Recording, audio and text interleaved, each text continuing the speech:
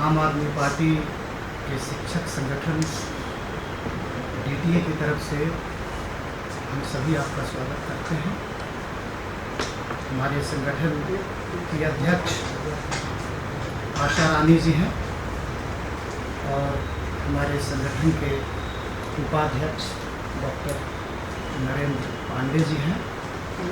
संगठन विस्तार का प्रभार डॉक्टर हंसराज सुमन जी को दिया गया है और आपने देखा होगा कि इस बीच डीटीए की गतिविधियां काफ़ी बढ़ी हैं। उसमें हंसराज जी की बड़ी भूमिका है। नरेंद्र जी हमारे संयुक्त सचिव हैं और मैं मनोज कुमार सिंह, मैं इस संगठन का सचिव सेक्रेटरी। साथियों, आपको पता है कि दिल्ली विश्वविद्यालय में कुछ कॉलेजों में जो दिल्ली सरकार से संबंधित हैं, वेतन को लेकर के एक खींचतान की स्थिति है। दिल्ली राजनीतिक केंद्र है। विश्वविद्यालय में विभिन्न विचारों के लोग हैं और यही उसका सौंदर्य है। अलग अलग तरीके से लोगों के बीच में जो खबरें जा रही हैं, उससे ये भ्रम फैल रहा है कि दिल्ली सरकार जानबूझकर शिक्षकों का वेतन रोक रही है। हमें भी थोड़ा बहुत इस तरह का संकेत लग रहा था। इसीलिए हम लोग कल दिल्ली के उप मुख्यमंत्री माननीय श्री मनीष सिसोदिया जी, जो शिक्षा मंत्री भी हैं, उनके पास हम गए। हमारी लंबी मुलाकात हुई और जिस तरह की चीज़ें उन्होंने हमारे सामने रखी, हमें लगा कि हमें उसको रखना चाहिए ताकि जो बाकी संगठन कह रहे हैं और जो हम लोगों के मन में सवाल थे, उसका एक समाधान मनीष जी ने कल हमें दिया। पहली मुलाकात में जैसे ही हम उनके कमरे में गए, उन्होंने एक बात कही जिससे आप सभी इत्तेफाक रखेंगे। हम सभी लोग दिल्ली विश्वविद्यालय से जुड़े होंगे, पढ़े हुए हैं। उन्होंने कहा कि इतना बड़ा ब्रांड है आपके पास। और मैं एक व्यक्तिगत प्रसंग से एक बात बताना चाहता हूँ कि हार्वर्ड यूनिवर्सिटी में अंडर ग्रेड के लिए कोई बच्चा है जो हम लोगों से संबंधित है, कोशिश कर रहा है। स्टैनफोर्ड से भी ऑफ़र है, हार्वर्ड से ऑफ़र है। सारी जो आईवी लीग यूनिवर्सिटीज़ हैं, सारे वहाँ के प्रोफेसर ये कह रहे हैं कि दिल्ली यूनिवर्सिटी का अंडर ग्रेड हार्वर्ड से किसी भी मामले में कम नहीं है। और ये हम सब उसके भीतर के लोग हैं, हम सब जानते हैं। लेकिन आप बताइए कि 15 साल से कोई अपॉइंटमेंट नहीं हो रहा है दिल्ली विश्वविद्यालय में। इसके लिए क्या आम आदमी पार्टी दोषी? पिछले 10 सालों से कोई प्रमोशन नहीं हो रहा है, क्या इसके लिए आम आदमी पार्टी दोषी है? केंद्र के जो प्रतिष्ठित विश्वविद्यालय हैं, उनमें क्या स्थिति है, सबके सामने चीज़ें स्पष्ट हैं। हमने मनीष जी से जब कहा कि शिक्षा और स्वास्थ्य को लेकर के पार्टी की चर्चा चारों तरफ है, कोविड को लेकर के जिस तरह से आप लोगों ने काम किया, वो साबित करता है कि आप लोग कितने सिंसियर हैं, आपका मैनेजमेंट कितना दुरुस्त है। दिल्ली सरकार के साथ जुड़े हुए जो संस्थान हैं, चाहे वो IIIT हो, चाहे DTU हो, चाहे अंबेडकर यूनिवर्सिटी हो, वहाँ किसी तरह की कोई परेशानी नहीं है। और आप देखिए कि जो दीनदयाल उपाध्याय कॉलेज है, उसका इंफ्रास्ट्रक्चर देखिए, तो दिल्ली सरकार द्वारा फुल फंडेड है। राजगुरु कॉलेज में किस तरह का इंफ्रास्ट्रक्चर है, सब कुछ इतना बेहतर अगर दिल्ली सरकार कर रही है, तो ये सैलरी दिल्ली सरकार क्यों रोकेगी? ऐसा मनीष जी कह रहे थे। तो हमने कहा कि नहीं, उसके रीज़न आप बताएं। जो उन्होंने उसके कारण बताए हैं, उससे हम लोग भी बहुत विचलित हुए और वो दिल्ली विश्वविद्यालय की गरिमा की छवि को ठेस पहुंचाने वाली चीज़ें हैं। हम उससे पूरी तरह सहमत तो नहीं है, लेकिन एक आशंका तो हमारे मन में ही हुआ है। और एक ट्रांसपेरेंसी होनी चाहिए, एक जांच होनी चाहिए। दिल्ली यूनिवर्सिटी के जो कॉलेजेस हैं, उनमें 3 लेवल की जांच होती है। CAG की जांच होती है, यूनिवर्सिटी जांच करती है और कॉलेज का अपना ऑडिट की पूरी व्यवस्था है।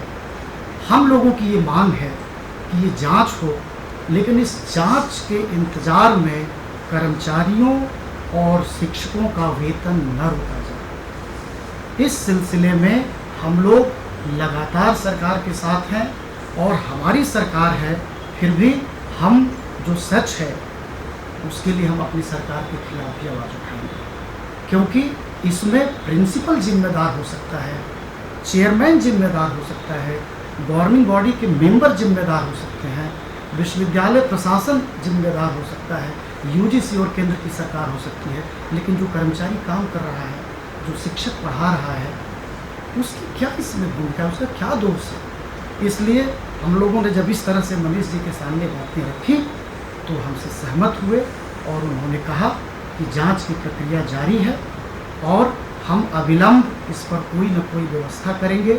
हाँ, एक बात उन्होंने ज़रूर कही कि बजट की जो स्थिति है कोविड को लेकर के, जो टैक्स कलेक्शन है, आप जानते हैं कि दिल्ली सरकार लगभग 60,000 करोड़ का टैक्स लेती है दिल्ली से और बदले में उसको बहुत मामूली 500 से 800 करोड़ रुपए मिलता है केंद्र सरकार की तरफ से। लेकिन ये हमारा मसला नहीं है, लेकिन फिर भी वो कह रहे थे कि 40 से 50% का कलेक्शन है, हम इधर का बजट इधर करके मैनेज कर रहे हैं ताकि मानवीय आधार पर कोई हमसे चूक न हो।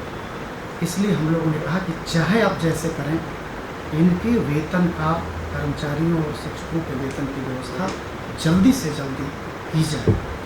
गवर्निंग बॉडी, आप जानते हैं कि जो दिल्ली यूनिवर्सिटी है, जो उसके कॉलेजेस हैं, उसमें गवर्निंग बॉडी ही सरकार है। गवर्निंग बॉडी पूरी व्यवस्था को देखती है। जो पूरा फंड है वो एक एक बिना चेयरमैन के और मेंबर के सिग्नेचर के वो रिलीज़ नहीं होता है।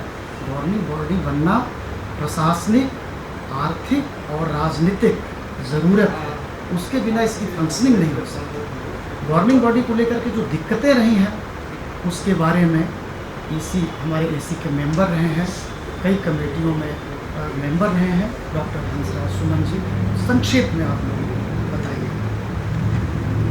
पहले तो मैं अपने प्रेस के साथियों का धन्यवाद करना चाहता हूँ कि इतने संवेदनशील मुद्दे को लेकर आप लोगों ने जो अपनी एकता का परिचय दिया है, कि लोगों तक जो शंकाएँ हैं, सरकार क्या कर रही है और विश्वविद्यालय प्रशासन क्या कर रहा है, उसको जनता के बीच ले जाने का काम कर रहे हैं, उसके लिए मैं आपको बहुत बहुत धन्यवाद देता हूं और बधाई देता हूं। मित्रों, 70 के दशक के आसपास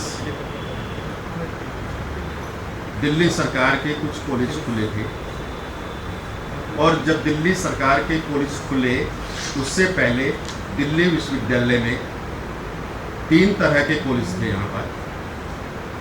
पहले दिल्ली विश्वविद्यालय के, उसके बाद ट्रस्ट के और तीसरे जो है दिल्ली सरकार की।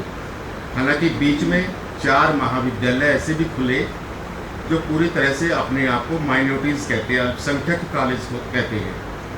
हम उसमें नहीं जाएंगे अल्पसंख्यक के उसमें, लेकिन वर्तमान में दिल्ली विश्वविद्यालय में 3 तरह के कॉलेजेस हैं। पहले जो पूरी तरह से दिल्ली विश्वविद्यालय के अंतर्गत है और उसमें दिल्ली विश्वविद्यालय के वाइस चांसलर के द्वारा गवर्निंग बॉडी के चेयरमैन बनाए जाते हैं। किसी प्रकार की कोई अप्रूवल जो है वाइस चांसलर के द्वारा नहीं दी जाती है, केवल ईसी में संकेत भर वो कर देते हैं कि दयाल सिंह कॉलेज, देशबंधु कॉलेज, रामलाल आनंद कॉलेज, मिरांडा हाउस, ये दिल्ली विश्वविद्यालय के अंतर्गत आने वाले कॉलेजेस हैं। किसी प्रकार की कोई अप्रूवल कहीं से नहीं दी जाती, जबकि पूरा फंडेड जो है वो यूजीसी के द्वारा होता है, लेकिन यूजीसी के कोई भी सदस्य इसमें नामित नहीं होते हैं। पूरी तरह से जैसे वाइस चांसलर कहते हैं उन कॉलेजेस में, वहाँ पर गवर्निंग बॉडी के चेयरमैन और कोषाध्यक्ष जो है वो पूरी तरह से दिल्ली विश्वविद्यालय के होते हैं। दूसरे हमारे ट्रस्ट के कॉलेजेस हैं। ट्रस्ट के कॉलेज रामदास कॉलेज है, हिंदू कॉलेज है, हंसराज कॉलेज है, आईपी है, श्री राम कॉलेज है। इनके ट्रस्ट के कॉलेजों में पहले 10 लोगों का नाम भेजा जाता था। उन्होंने कहा कि नहीं, इसमें से आप काटा छाटी कर देते हैं, तो उन्होंने कहा कि ठीक है 15 लोगों के नाम हम भेज देते हैं। ट्रस्ट के कॉलेजों में 15 लोगों के नाम भेजे जाने लगे। और आप ये देखिए, ट्रस्ट के कॉलेजों के अंतर्गत आने वाले वे ट्रस्ट के कॉलेजों के ही चेयरमैन बनते थे। अगर श्री राम कॉलेज का ट्रस्ट का मालिक है तो उसी के परिवार के सदस्य जो है चेयरमैन और कोषाध्यक्ष बनेंगे। हिंदू कॉलेज के है तो हिंदू कॉलेज के ही भिखूराम जैन के परिवार के ही सदस्य जो है उसमें कोषाध्यक्ष और चेयरमैन बनेंगे। डीएवी संस्था के हैं तो डीएवी संस्था से संबंधित जो भी उससे जुड़े हुए हैं वहीं के लोग जो है वहाँ पर चेयरमैन और कोषाध्यक्ष बनेंगे। ठीक उसी प्रकार से जब ये 10 लोगों के नाम भेजे जाने लगे तो उस 10 में से ही ट्रस्ट के लोग जो है चुन करके अपने चेयरमैन और सदस्य बना लेते थे। तीसरे प्रकार के दिल्ली सरकार के कॉलेजों में अभी तक का इतिहास ये रहा है, दिल्ली में जिसकी भी सरकार रही है, चाहे वो कांग्रेस की सरकार रही हो या भारतीय जनता पार्टी की सरकार रही हो, उन्हीं के सदस्य जो है इनमें नामित होते रहे हैं। अभी तक की ये प्रक्रिया रही है। 15 साल तक शीला जी की सरकार रही तो कांग्रेस के तमाम चेयरमैन और कोषाध्यक्ष कांग्रेस के ही रहे।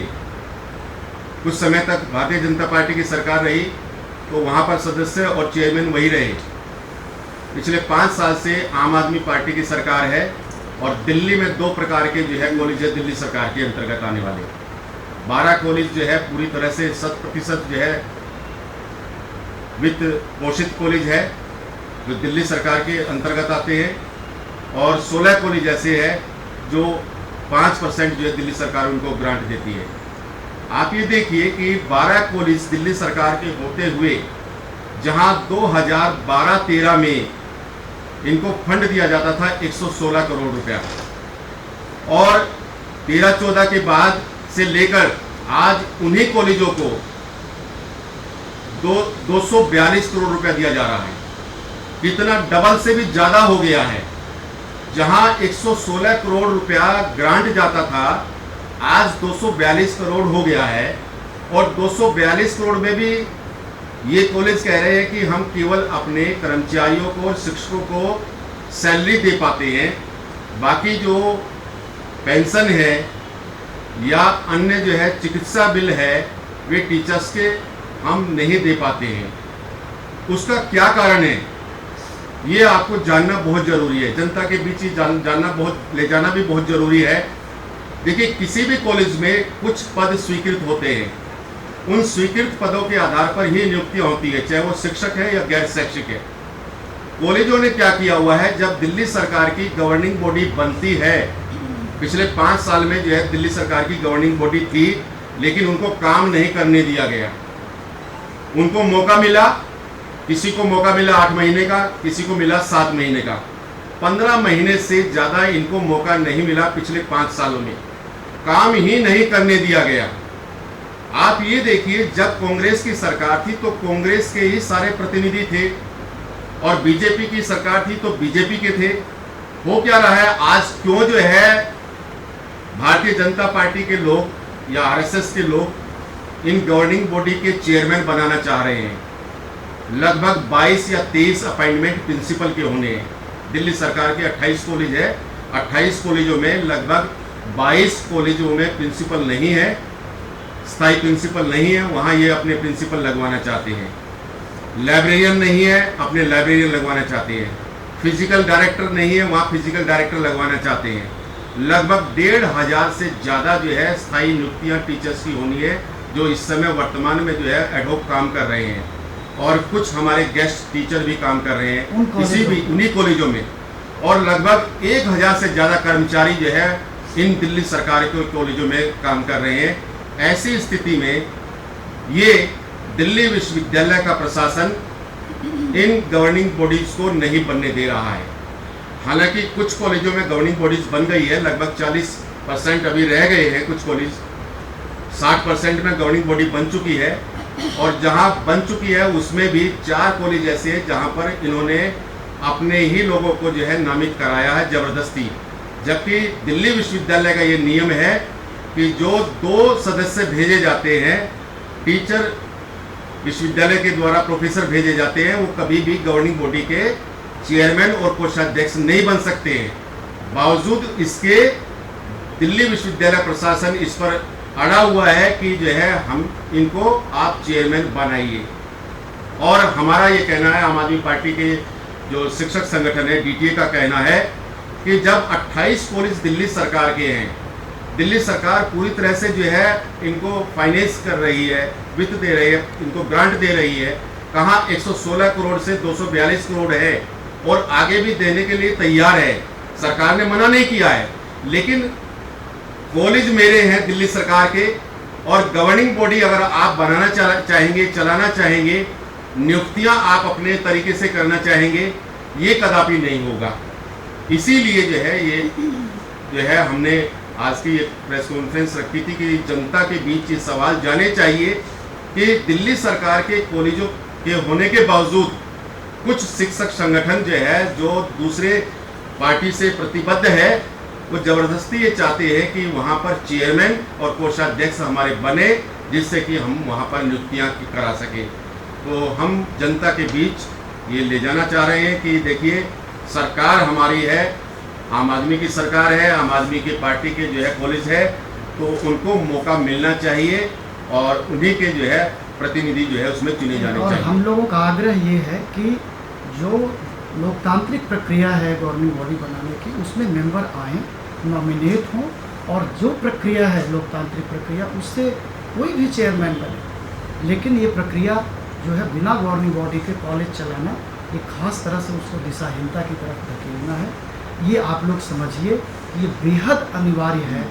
अगर दिल्ली सरकार इसको रोक रही है, इस फंड को, ये इस बिना पर कि गवर्निंग बॉडी बनने नहीं दी जा रही है। और जो अभी बनी है, जिसकी बात ये कर रहे थे, साल 1.5 साल तक वो पैनल के नाम झूलते रहे, उसको वाइस चांसलर ऑफिस उसको टिक करके नहीं दे रहा था। सितंबर में नाम भेज दिए गए और सितंबर के बाद इन्होंने 14 मार्च को बनाया है, और 14 मार्च के बाद ये 6 नाम जो है दिल्ली सरकार के जो थे, उन्होंने कहा कि हमें आपत्ति है। दिल्ली सरकार ने 14 मार्च के बाद 16 मार्च को जो है वो नाम जो है दिल्ली विश्वविद्यालय ने भेजे, और 19 तारीख को जो है उप मुख्यमंत्री जी ने उन नामों को भेज दिया। 19 मार्च से लेकर के आज तक उन नामों को जो है विश्वविद्यालय प्रशासन ने उन कॉलेजों के सदस्यों को नाम भेजे नहीं है। तो आप देखिए, 4.5 महीने हो गए हैं। कब वो गवर्निंग बॉडी बनेगी और कब वो गवर्निंग बॉडी बनने के बाद कब तक वो काम करेंगे? 4 या 6 महीने। जब तक वो सीखेंगे तब तक जो है उनका टर्म जो है पूरा हो जाएगा। तो इसलिए हमारी ये मांग है दिल्ली सरकार से कि ये जो प्रक्रिया है उसको स्पीडअप हम लोग भी अपनी तरफ से करवाने की कोशिश करेंगे, और आप लोगों के माध्यम से ये चीज़ें जाएं कि ये डेडलॉक क्यों बना हुआ है। ये आरोप प्रत्यारोप से बाहर हटके और विचारधाराओं की लड़ाई से बाहर हटके शिक्षक कर्मचारियों का वेतन इन कारणों से रुका हुआ है। लेकिन हम लोग लगातार दिल्ली सरकार के संपर्क में हैं, और मनीष सिसोदिया जी ने यह आश्वासन दिया है कि हम इसको जल्दी से जल्दी इस प्रक्रिया को पूरी करेंगे। और आप सभी लोगों को धन्यवाद हमारी अध्यक्ष आशा जी देंगी 1 minute.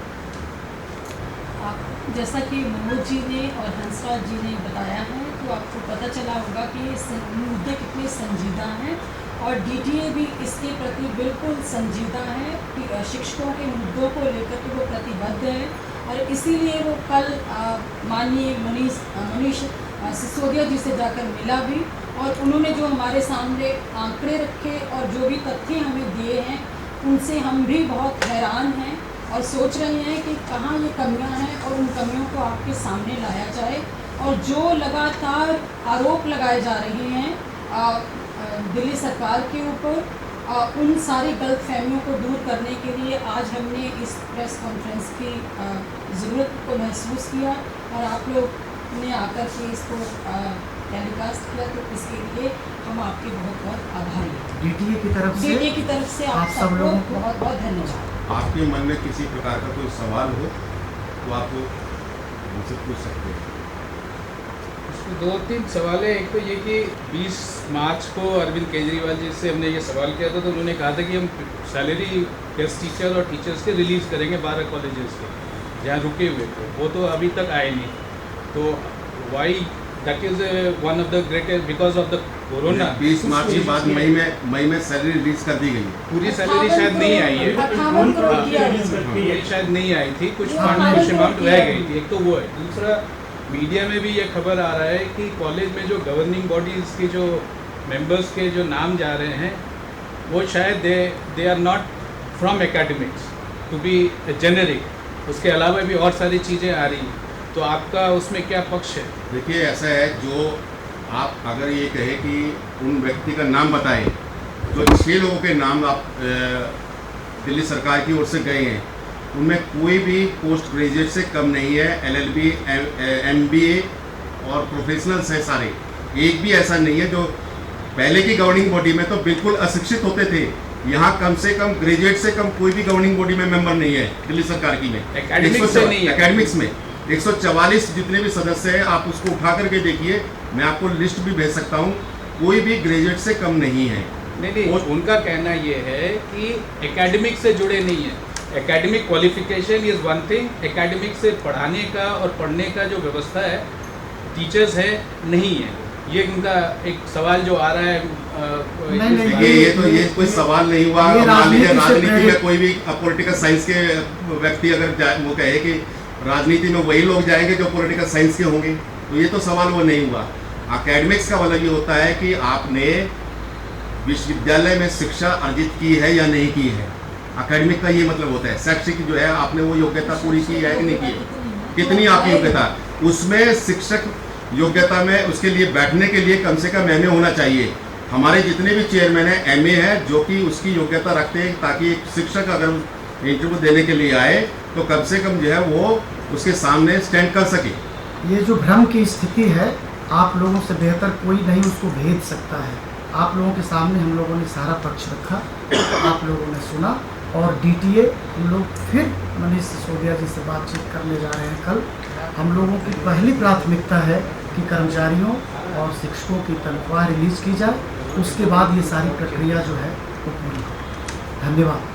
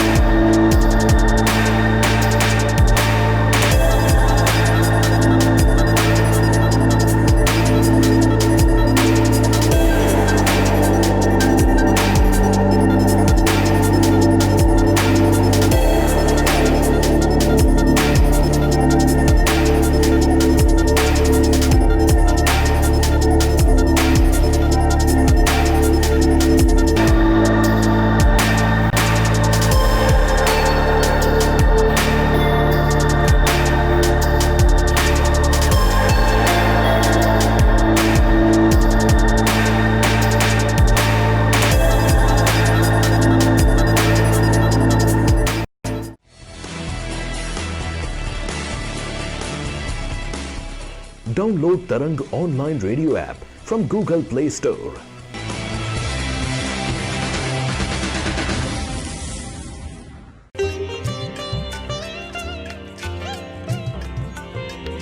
You are listening to Tarang Devotional Online Radio.